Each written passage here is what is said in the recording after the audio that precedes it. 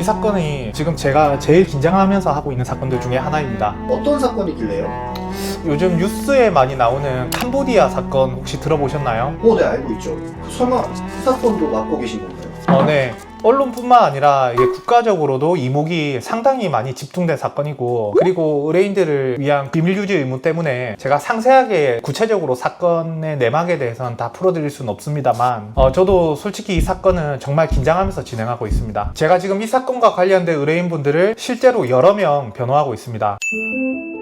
보이스피싱, 로맨스 스캠, 온라인 투자 사기, 이런 단어로 뉴스에서 많이들 보셨을 겁니다. 이게 단순히 범죄 조직이라고 부를 수 없는 복잡한 구조가 있습니다. 사람을 속여서 데려와서 노동 착취와 범죄 강요를 동시에 시키는 복합적인 범죄 시스템이에요. 캄보디아, 라오스, 태국, 이 지역에서는 스캠 콤파운드라고 불리는 여러 범죄 기지들이 있습니다. 겉으로는 해외 고수익 알바, 콜센터 업무 등으로 사람을 모집하지만 실제로 막상 들어가 보면 여권을 다 압수당하고 폭행, 협박, 가혹 행위를 당하며 사기 범행에 강제로 투입되게 됩니다. 즉 처음에는 속아서 들어갔다가 나중에는 도저히 빠져나올 수 없는 그런 구조가 되는 겁니다. 이쯤 되면 누가 가해자이고 누가 피해자인지 구분이 어렵고 불분명하다고 생각될 수도 있는데요. 수사관은 우선 이런 경우라 하더라도 보이스피싱 가해자임을 명확하게 하고 강도 높은 수사를 하는 편이에요. 이런 사건에서 중요한 건 역시 경찰 조사, 1차 조사가 사실은 제일 중요하죠. 경찰이 보는 포인트는 이렇습니다. 첫 번째, 캄보디아에 입국한 경위가 어떻게 되는지, 두 번째, 강요에 의해서 가담했는지, 세 번째, 범죄 수익을 직접적으로 분배받았는지, 분배받았다고 하면 어느 정도인지. 캄보디아 보이스피싱 사건의 특성상 강도 높은 수사를 짧은 기간 내에 여러 차례 받게 돼 있습니다. 진술이 조금이라도 흔들리는 경우에는 이를 진술 번복이라고 봐서 추후 절차가 불리하게 진행될 수가 있는데요. 제가 의뢰인과 상담할 때 가장 먼저 하는 것이 이런 진술 시나리오 설계거든요. 이때 흔히 하는 실수가 자신이 피해 입은 측면을 부각해서 오히려 자신이 피해자이고 억울하다고 그렇게 감정적으로 항변하는 경우가 많이 있습니다. 그런데 수사기관은 그런 피의자의 주관적 감정에는 전혀 동요하지 않거든요. 전혀 관심이 없다는 겁니다. 오로지 전체 구조, 즉 피의 사실 입증 그 자체에 대해서만 관심이 있습니다. 따라서 이걸 감정적으로 대응할 것이 아니라 자신이 피해 입은 것과 피의 사실을 정확하게 구분해서 이것이 강요된 행위였음을 입증하는 과정이 중요하게 되어 있습니다. 그래서 가담자 중에서도 자발적 가담자가 아닌 강요된 참여자라는 프레임을 만드는 것이 중요합니다. 이를 위해서 변호사는 감정이 아닌 객관적 증거를 쌓아 나가야 됩니다. 여권 압수, 폭행 흔적, 감금된 숙소 사진, 외부 통신 차단 정황, 그리고 위험 메시지, 혹은 도망치면 죽인다라는 취지의 그런 협박 문자, 귀국 직후 병원 진단서, 진료 기록지 등 이 자료들을 조합해서 자발적 가담이 아닌 어쩔 수 없는 상황에서 강요된 참여였음을 인정될 수 있는 그런 논리 구조를 만들어내야 되는 겁니다.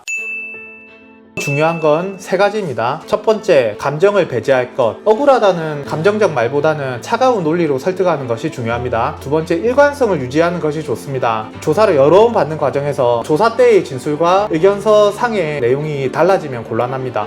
마지막으로 주도성을 배제해야 됩니다. 협박을 통해 어쩔 수 없이 가담했다는 것과 단순 가담이라는 것은 전혀 다른 법적 의미를 가지고 있기 때문입니다. 이 세 가지가 완성되면 검찰 단계에서 불기소 처분 또는 기소유예 처분이 가능할 수도 있습니다.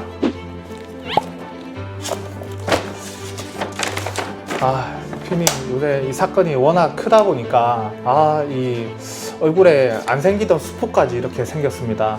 밤낮으로 이 사건 지금 매달리고 있거든요. 해외에서 생긴 일이라도 결국 한국에서 답을 찾아야 되는 거잖아요. 그 과정이 쉽진 않지만 그래도 조금씩 하나씩 풀려나가고 있는 것 같습니다. 오늘은 여기까지 할게요. 인천 검단 형사전문변호사 소연한 변호사였습니다.